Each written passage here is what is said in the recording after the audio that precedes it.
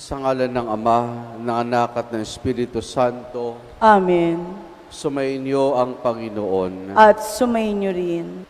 Sa misang ito, hilingin natin ang panalangin sa Luwan Crisostomo at kayo din, sama-sama tayong magpasalamat sa biyaya na pinagkaloob sa atin ng Diyos sa pananatili ng Mahal na Birheng Maria sa ating parokya. Mga kapatid, sa pasimula po ng ating pagdiriwan na banal na misa, upang tayo maging marapat pakibahagi, aminin natin ang ating mga kasalanan. Inaamin ko sa makapangyarihang Diyos at sa inyong mga kapatid, lalo ba ako nagkasala sa isip, sa salita at sa gawa, at sa aking pagkukulang. Kaya isinasamo ko sa Mahal na Birheng Maria, sa lahat ng mga anghel at mga banal, at sa inyong mga kapatid na ako'y ipanalangin sa Panginoong ating Diyos. Kawan tayo na makapangyarihang Diyos, patawarin tayo sa ating mga kasalanan, at patnubayan tayo hanggang sa buhay na walang hanggan. Amen. Amen.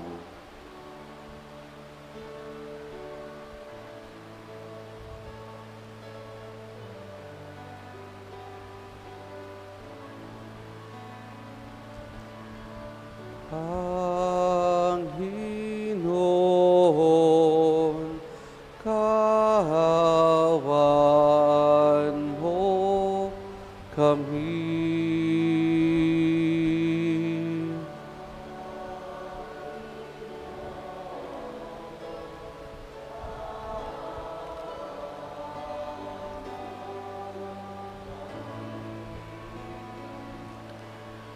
Kristo, kawan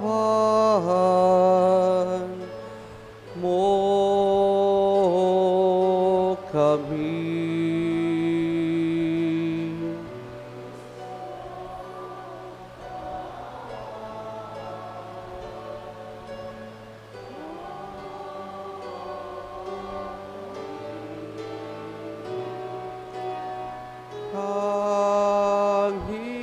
Panginoon, kawan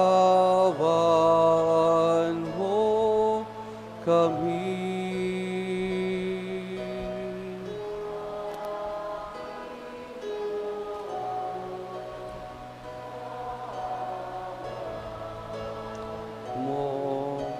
kami. Manalangin tayo. Ama naming makapangyarihan, pinlalakas mo ang loob ng mga nananalig. Niloob mong magkaroon ng katangi-tanging kakayanan ang Obispong si San Juan Crisostomo sa paglalahad sa iyong salita at sa pagtitiis ng mga pasakit, buhat sa mga ayaw tumanggap sa iyong aral. Ipagkulob mong kaming natuto sa kanyang pinagmalasakitang ilahad ay mapalakas ang halimbawa ng kanyang pagpapaumanhing di mabubuwag. Iniluluhog namin ito sa pamamagitan ni Jesus, kasama ng Espiritu Santo magpa sa walang hanggan. Amen. Amen.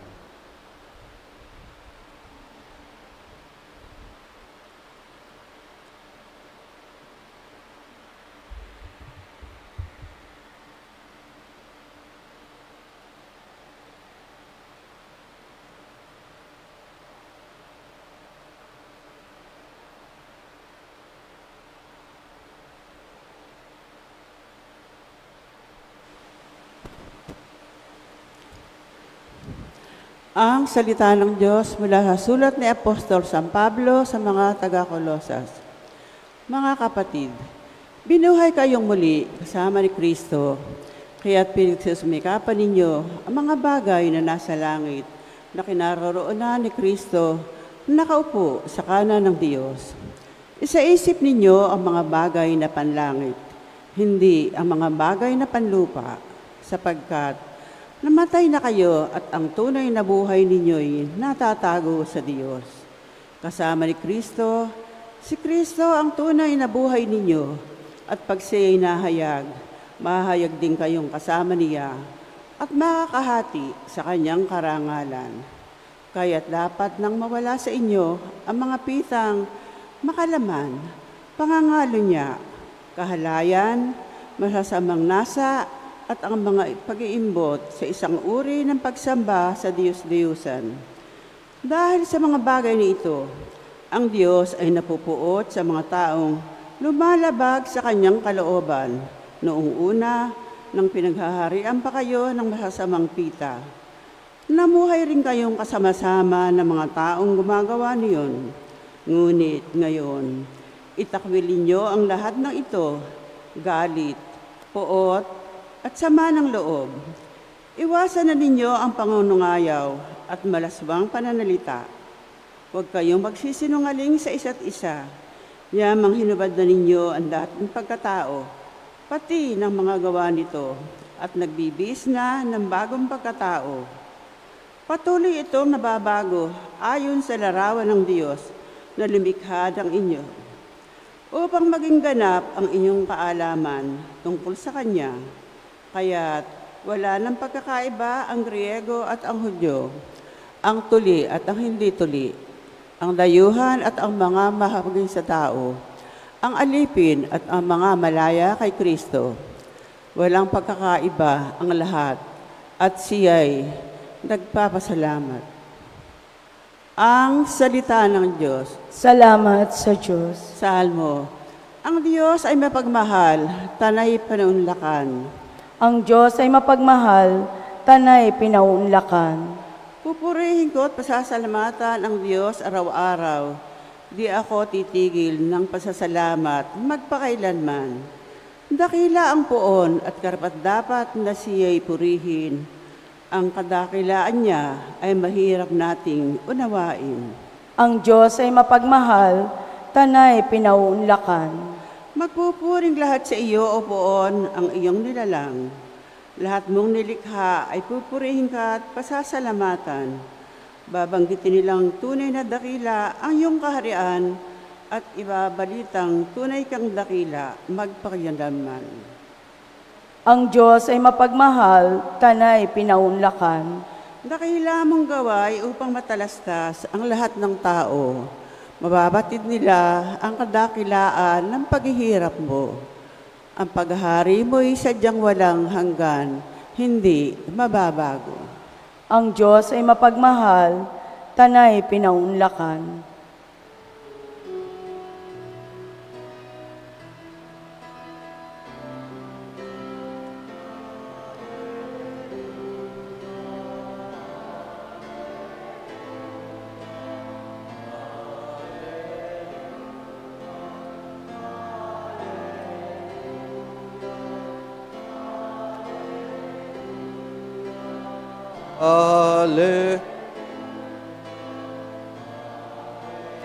Hallelujah, hallelujah,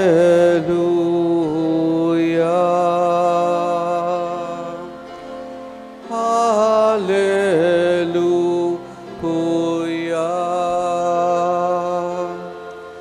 Sumainyo ang Panginoon. At sumainyo rin. Ang mabuting balita ng Panginoon ayon kay San Lucas. Papuri sa iyo, Panginoon. Noong panahong iyon, tumingin si Jesus sa mga alagad at kanyang sinabi, "Mapalad kayong mga dukha sapagkat ang Diyos ang maghahari sa inyo. Mapalad kayong mga nagugutom ngayon sapagkat kayo bubusugin. Mapalad kayong mga tumatangis ngayon sapagkat kayo magagalak.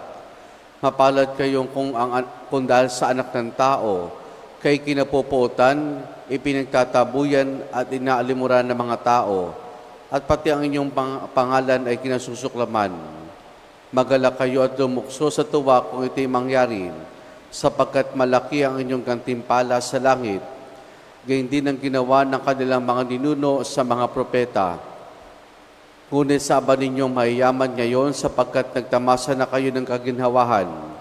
Saba ninyong mga busog ngayon sapagkat kayo magugutom. Saba ninyong nagsisitawa ngayon sapagkat kayo magdadalamhati at magsisitangis. Saba ninyo kung kayo pinupuri ng lahat ng tao, sapagkat kayo din ang ginawa ng kanilang mga ninuno sa mga bulaang propeta. Ang mabuting balita ng Panginoon. Pinupuri ka namin, Panginoong Hesukristo. Magandang umaga po sa ating lahat. Minsan po ay mayroong isang manggagawa na nakakita ng isang napakagandang vase sa isang tindahan. Kaya ginawa niya, binili niya yung vase na yon, parang flower vase. Inuwi niya sa kanyang bahay, nilagay sa isang patungan. At talaga namang nangingibabaw yung kagandahan ng flower vase na iyon. Pero sa pangingibabaw ng flower vase, yung kagandahan ng flower vase na iyon, doon niya napagtanto kung gaano pala hindi kaayos ang kanyang bahay. Doon niya napagtanto kung paano hindi ganon kaayos ang kanyang bahay. Pag sinabi natin hindi kaayos, madumi, marami ng mga sira. Kaya, nung makita niya yung vase na yon, parang nagbigay sa akin ng inspirasyon na parang hindi bagay dito yung vase. Kaya anong ginawa niya? Anong ginawa niya doon sa kanyang, doon sa pangyayaring iyon? Tinapon niya yung vase. Hindi po. Dahil doon sa vase na yun na napakaganda, sinimulan niyang linisin ang kanyang bahay. Yung mga sirang gamit, unti-unti kinumpunin niya hanggang sa maging maayos na muli ang kanyang buong bahay. Mga kapatid, sa ating unang pagbasa mula sa sulat ni San Pablo sa mga taga-Kolosas, tayo'y pinapalalahanan ng kagandahan ng buhay na ipinagkaloob sa atin ng Diyos. Sabi nga dito, binuhay tayo muli kasama ni Kristo, kung kaya't pagsumikapan nating mamuhay at ituon ang ating mga kaisipan at puso sa mga makalangit na bagay at hindi sa mga makalupang bagay. Ang nasa may paiwatig sa atin ng ating unang pagbasa ay, kung dati napakapangit ng ating buhay, dulot na rin ng pagkakasala, pero dahil sa kamatay at muling pagkabuhay ng ating Panginoon, binigyan niya ng bagong buhay. Binigyan muli ng kagandahan ang buhay ng tao. Binigyan niya muli ng kahulugan, kagandahan ang buhay ng bawat isa sa atin. Kung kahit ang panghikayat ni San Pablo ay ituon ang ating mga sarili sa mga makalangit na bagay at hindi lamang sa mga makalupang bagay. Kaya ang paanyaya niya ay talikuran ang mga bagay na nagpapapangit sa ating buhay.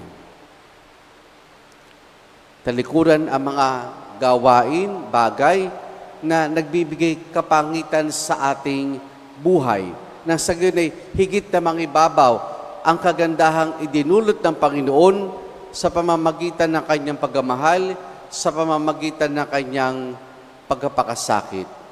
At ito rin mga kapatid, ang siyang pinapalala sa atin ni Jesus sa ating ebanghelyo sa araw na ito. Pamilyar tayo dito. Bakit? Kasi madalas natin ito matinig. Kung sino yung mapalad. Pero, sabi nga, yung pagiging mapalad sa atin ay hindi yung kung ano yung meron lamang tayo. Kundi ang pagiging mapalad natin ay kung paano nating nakikita sa anumang sitwasyon ang pamamaraan at ang pagkilos ng Diyos. Halimbawa, ang sinabi dito mapalad, mga dukha, nagugutom, tumatangis, nang dahil sa anak ng tao'y kinamumuhian, kinaalimura, maging ang ating pagkatao at maging ang ating mga pangalan. Maring ito ay pangit sa ating paningin, hindi magandang karanasan, pero sa gitna ng lahat ng ito, maring nating makita ang kagandahan. Kasi ganito lang po yan. Paano masasabing isang bagay ay maganda? Paano mo masasabi isang bagay ay maganda? Paano? Dahil maganda to sa iyong paningin. Pwede. Pero pag nakakita tayo ng hindi ganun kaganda, tingnan mo yung katabi mo. Mas maganda ba sa iyan o hindi? Pag sinabi mong mas maganda ka, pangit yung katabi mo.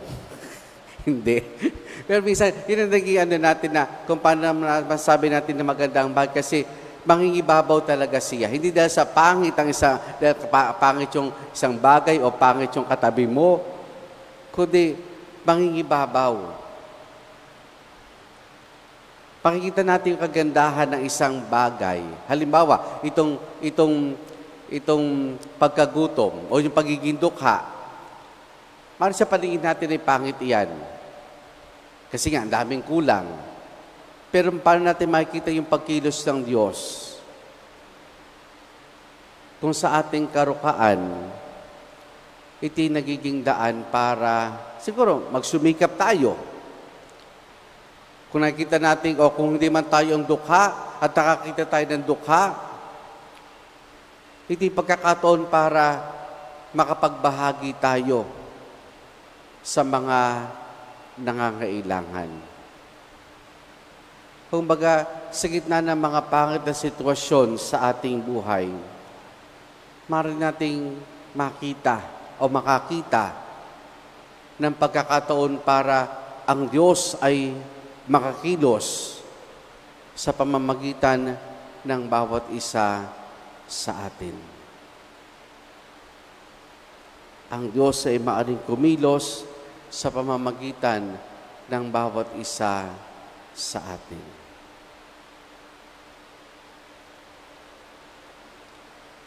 Ang pagiging mayaman ba ay pangit? Ang pagiging busog ba ay pangit? Ang pagtawa ba ay pangit? Hindi. Siguro, hindi lang nagiging maayos ito kung sa gitna ng ganitong sitwasyon na nakaranas tayo, nakakalimot tayo sa Diyos. Nakakalimot tayo sa Diyos. Mga kapatid,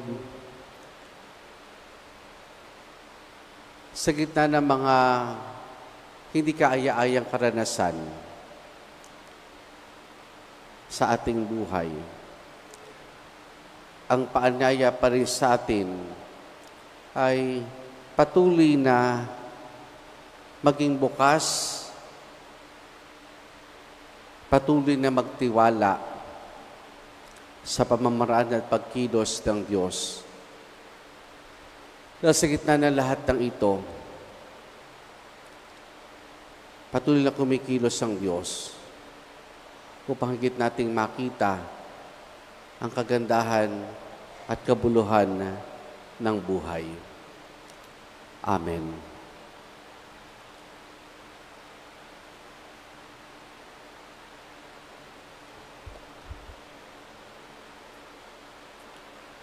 Mayaman man o mahirap, lahat tayo ay sama-samang tinatawag ng Diyos bilang Kanyang mga anak ng kaharian. Manalangin tayo sa Ama ng may tunay na puso, ating itutugon.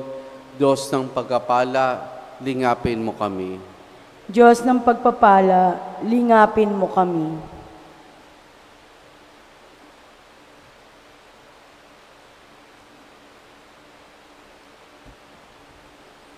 Ang simbahan, dumaranas ng pag-uusig, ay patuloy na kumapit sa pananampalataya at tipunin ang lahat ng pagkakaisa. Manalangin tayo sa Panginoon. Diyos ng pagpapala, lingapin mo kami. Ang mga dukha at mga nagugutom naway tumanggap ng kanilang kabusugan sa pamamagitan ng tapat na paglilingkod ng ating mga pinuno. Manalangin tayo sa Panginoon. Diyos ng pagpapala, lingapin mo kami. Ang mga sumasampalatayang inuusig, iniinsulto, inamumuhian at inaabuso, naway magbunyi at sa kasiyahan ng kahariang naghihintay sa kanila. Manalangin tayo sa Panginoon. Diyos ng pagpapala, lingapin mo kami. Ang mga may sakit at mga matatanda, naway makadama ng kasiguruhan sa pamamagitan ng ating pag-ibig at pag-aaruga sa kanila. Manalangin tayo sa Panginoon. Diyos ng pagpapala, lingapin mo kami. Ang mga tapat na yumao, naway tumanggap ng habag sa Panginoon sa tulong ng ating mga panalangin. Manalangin tayo sa Panginoon. Diyos ng pagpapala, lingapin mo kami.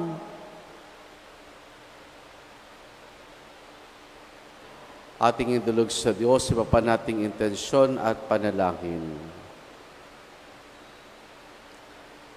Makapangyarihang Diyos, pakinggan mo ang aming mga hinaing, naway ipahayag ng aming buhay ang kaligayahang inihanda mong maging amin, sapagkat Ikaw ang Panginoon, ngayon at magpasawalang hanggan. Amen.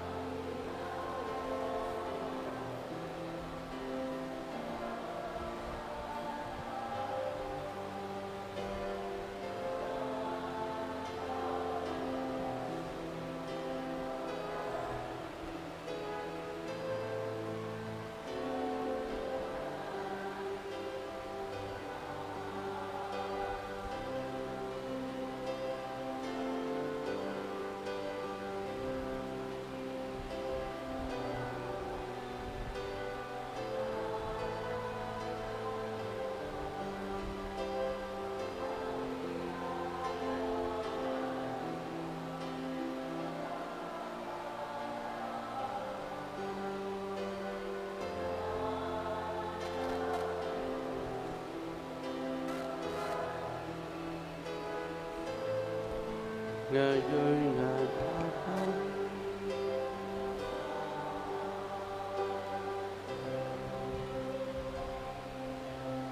manalangin kayo mga kapatido, pang ang paghain natin ay kalugdan ng Diyos amang makapangyarihan. Tanggapin nawa ng Panginoon itong paghahain sa iyong mga kamay, sa kapurihan niya at karangalan, sa ating kapakinabangan, at sa buong sambayan niyang banal. Ama naming lumikha, kalugdan mo ang aming kusang loob ng paghahain. Kayong si San Juan Crisostomo ay ginugunita namin. Yayamang sa kanyang tagubilin, iniaalay namin ng buong puso ang sarili namin upang ikaw ay purihin. Sa pamamagitan ni Jesus, kasama ng Espiritu Santo, magpasawalang hanggan. Amen. Sumainyo ang Panginoon. At sumainyo rin. Taas sa Diyos sa inyong puso at diwa. Tinaas na namin sa Panginoon. Pasalamatan natin ang Panginoong ating Diyos. Marapat na siya ay pasalamatan. Ama naming makapangyarihan, tunay nga marapat na ikaw ay aming pasalamatan sa pamamagitan ni Jesus na aming Panginoon. Kayong si San Juan Crisostomo ay pinararangalan sa pamumuhay niyang totoong uliran at pagiging maasahan sa panunungkulan. Kaya si Jesus na maasahan sa katapatan ay niyahayag sa pangasiwa sa sambayanan. Ang mga lasakit na maulirang tagapangasiwa noon ay nagpapatuloy magpahanggang ngayon sa mga panilang kanilang iniukol kaysa ng sambayanan mong dito'y nagtitipon. Kaya kaysa ng mga anghel, nagsisiawit ng papuri sa ng walang humpay sa kalangitan, kami nagbubunyi sa iyong kadakilaan.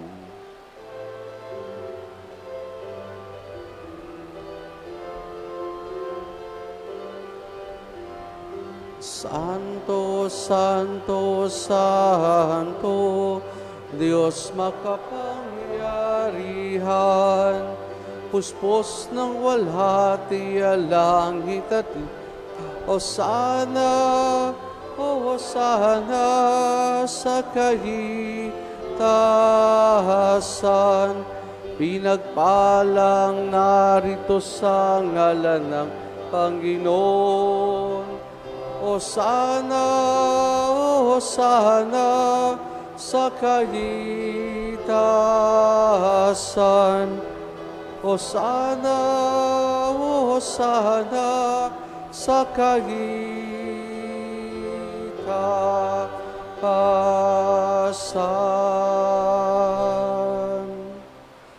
Ama naming banal, ikaw ang bukal ng tanang kabanalan. Kaya sa pamamagitan ng iyong Espiritu, gawin mong banal ang mga kaloob na ito upang para sa amin maging katawan at dugo ng aming Panginoong Hesukristo. Bago niya pinagtiis ang kusang loob na maging handog, hinawakan niya ang tinapay, pinasalamatan kaniya, pinaghati-hati na yon. Iniabot sa kanya mga alagad at sinabi, tanggapin ninyong lahat ito at kanin itong aking katawan na ihahandog para sa inyo.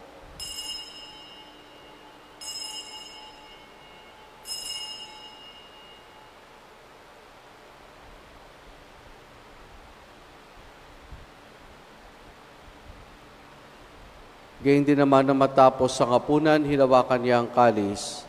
Puli kanyang pinasalamatan. Iniabot niyang kalis sa kanyang malagad at sinabi, tanggapin ninyo lahat ito, tinumin itong kalis ng aking dugo, ng bago't wala hanggang tipan. Ang aking dugo na ibubuhos para sa inyo at para sa lahat sa kapagpapatawad ng mga kasalanan. Gawin ninyo ito sa pag-alaala sa akin.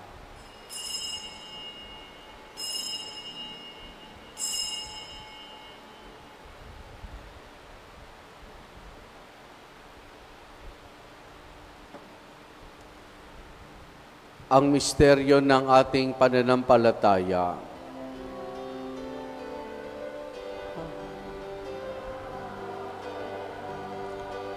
Na namatay ang iyong anak, nabuhay bilang Mesiyas,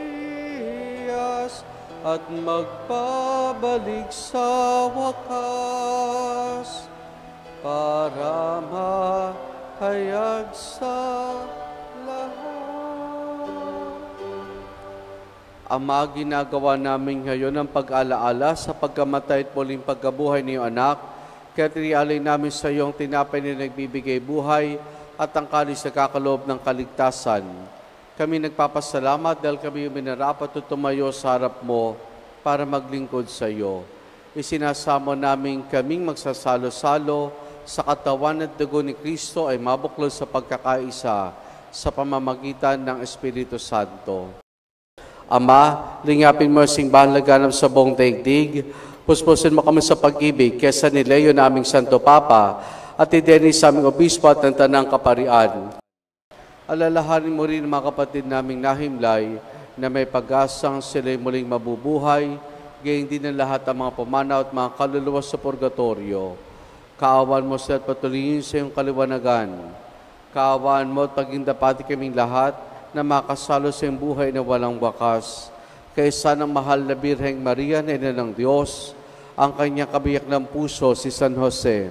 Kaysa ng mga apostol ni San Juan Bautista, San Juan Crisostomo at ang lahat ng mga banal, hanamuhay dito sa daigdig ng kalugod-lugod sa iyo.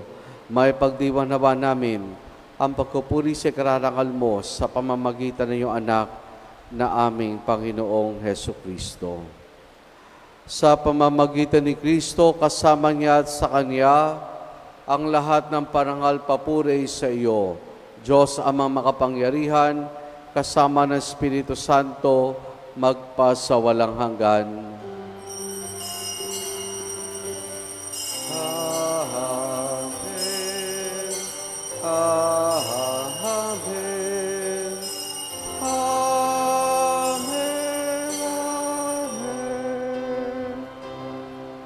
Sa tagubiling manakagagaling na utos sa turo ni Jesus na Panginoon natin at Diyos, ipahayag natin ng lakas loob.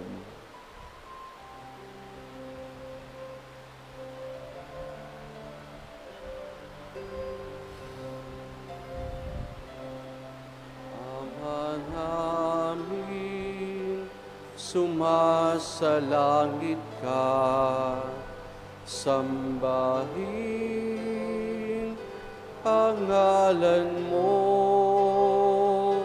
mapasamin ang kaharian mo, sundin ang loob mo dito sa lupa para nang sa langit. Bigyan mo kami ngayon ng aming kakanin sa araw-araw at patawarin mo kami sa aming mga sala para ng pagpapatawad namin sa nagkakasala sa amin, at huwag mo kaming ipahintulot sa tukso, at iadya mo kami sa lahat ng masama.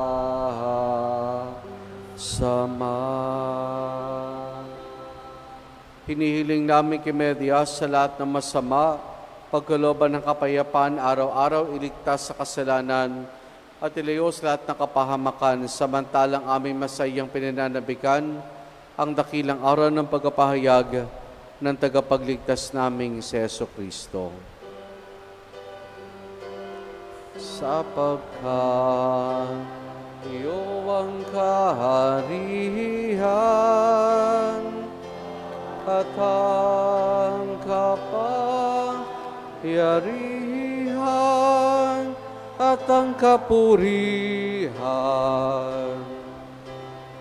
magpakailanman. Amen. Panginoong Jesucristo, sinabi mo sa iyong mga apostol, kapayapaan ang iniwan ko sa inyo, aking kapayapaan ang binibigay ko sa inyo. Tunghayan mong aming pananampalataya at huwag ang aming mga pagkakasala. Pagkalooban mo kami ng kapayapaan at pagkakaisa ayon sa iyong kalooban, kasama ng Espiritu Santo magpa sa walang hanggan. Amen. Ang kapayapaan ng Panginoon ay lagi nawang sumainyo. At sumainyo rin. Mga kapatid, maghangad at magbahagi tayo ng kapayapaan ni Jesus sa isa't isa. Peace be with you po.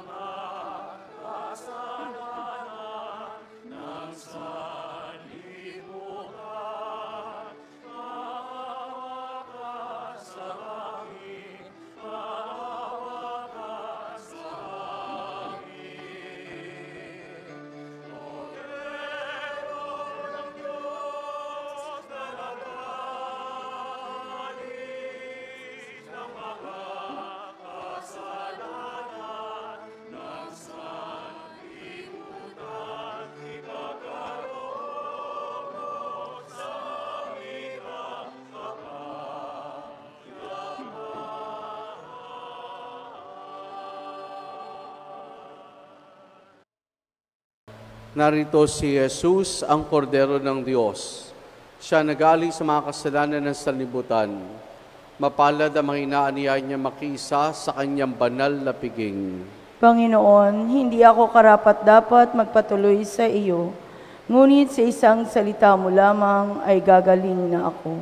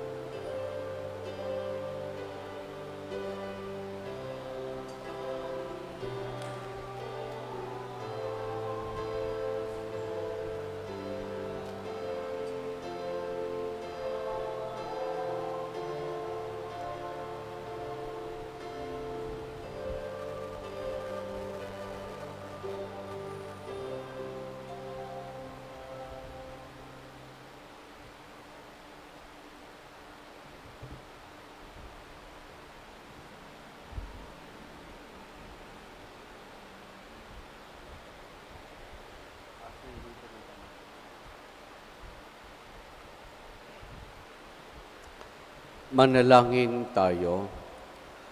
Ama naming mapagmahal, ang pagsasalo namin sa banal na pakikinabang ay magpatibay nawa sa amin sa iyong pagmamahal at magdulot ng iba yung katapatan sa paglalahad namin ng iyong katotohanan sa pamamagitan ni Jesus kasama ng Espiritu Santo magpa sa walang hanggan.